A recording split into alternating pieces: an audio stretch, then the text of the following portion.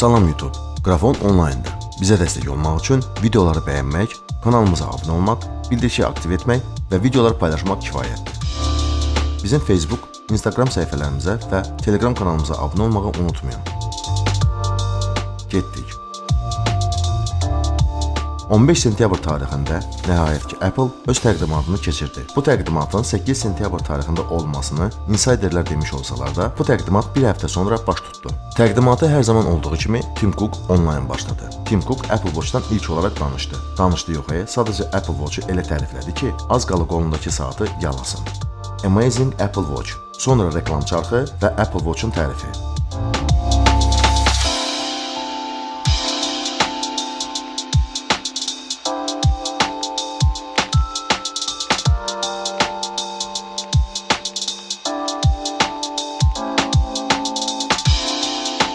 Almalı saat insan həyatını qurtardı yenə də. Bunu mən hardansa eşitmişəm.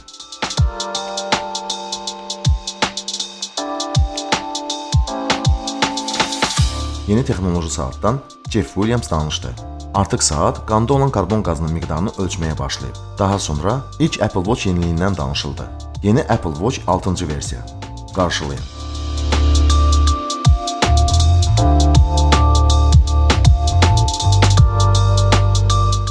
Artıq saatlarda da Product Red gətirildi. Burada infraqırmızı sensor daha dəqiq qanda olan oksigeni ölçəcək. Bu saatlar siz yatanda, idmanla məşğul olduqda, bir sözlə hər zaman qanda olan oksigenin miqdarını ölçəcək.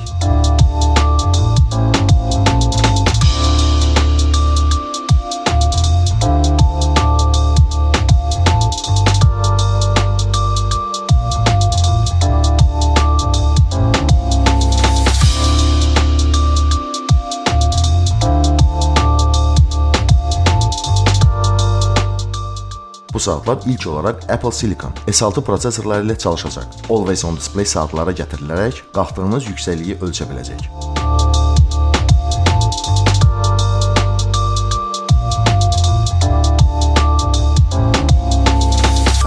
Ekranın video yazılması, eyni anda bir neçə saatı bir ekranda görmək və üz emojilerindən istifadə saatı gətirilib.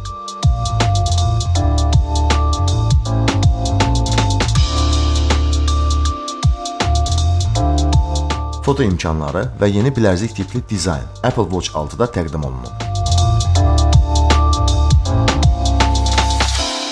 Yeni dəri saat bilərziklərini Jeff təqdim etdi. Artıq bir yox, bir neçə saatı iPhone-la sinxronizə etmək olacaq. Bu funksiya Family Setup adlandırılır və yeni Apple Watch SE təqdim olundu.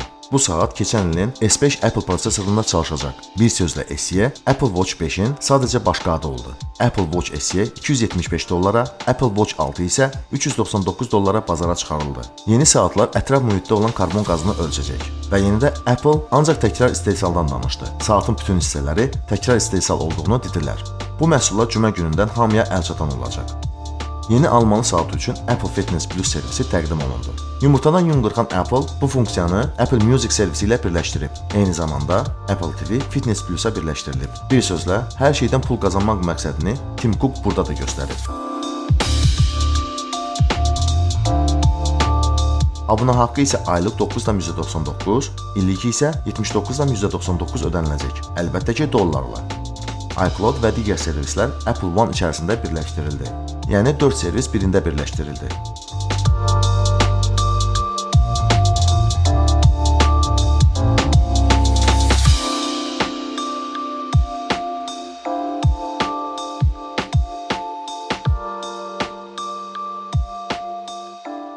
Sonra Tim Cook iPad-dən danışdı.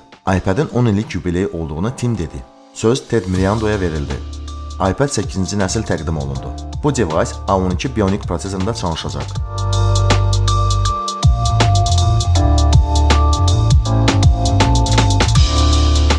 Apple Google device'larının zibil olmasını deməyi unutmadı. Yəni Chromebook-dan söhbət gedir. iPad 8, klaviatura və Apple Pencil-ı dəstəkləyir. iPad OS 14 əməliyyat sistemi ilə işləyən yeni iPad əlyazmanı tanıyacaq. Bir sözlə, iPad OS 14 funksiyası ilə tanış olmayanlar bizim Apple'ın WWDC 2020 təqdimatı haqqında olan videomuzu izləyə bilər. iPad 8-ci nəsil bu cümə günü hamıya əlçatan olacaq. Tim Cook iPad Air-ın yeni nəslini təqdim etdi. Sonra söz Lata Legrosa verildi. 4 rəngli iPad 10,9 inç ölçülü Retina displey ilə təqdim olundu.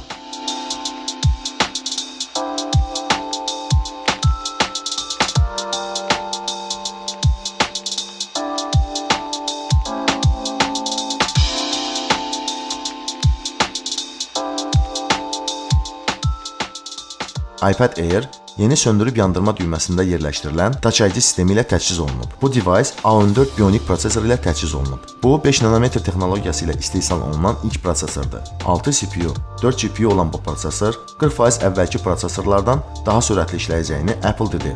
Burada sürətli video və hətta 4K videolarını işləmək olar. Bu prosesorda süni intellekt cihaz səviyyəsində yerləşdirilib. Apple yenə də ilkə imza atdı. Hətta Intel-də belə 5 nanometrlik texnologiyalı prosesor yox ikən Apple bunu etdi. Dünyada ilk 5 nanometrlik prosesor A14 Bionic. Nəhayət ki, iPad Air USB-C ilə təchiz olundu. Bəli, Lighting tarixə çevrilir.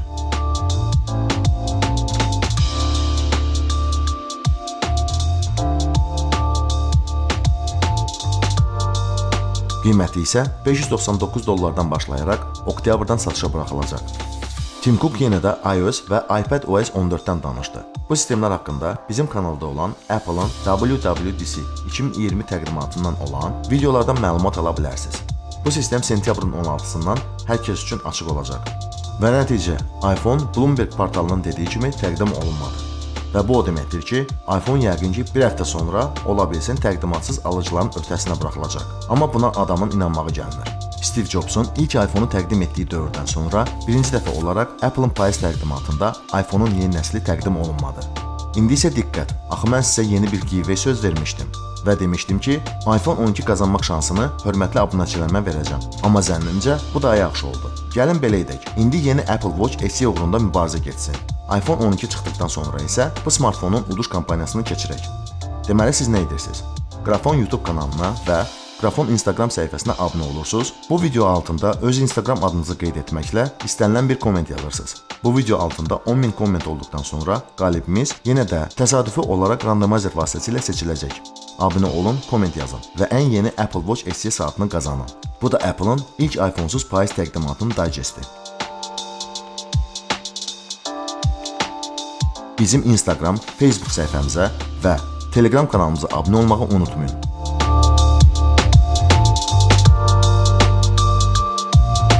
YouTube'da olduğumuz üçün sizinlə sağollaşmıram.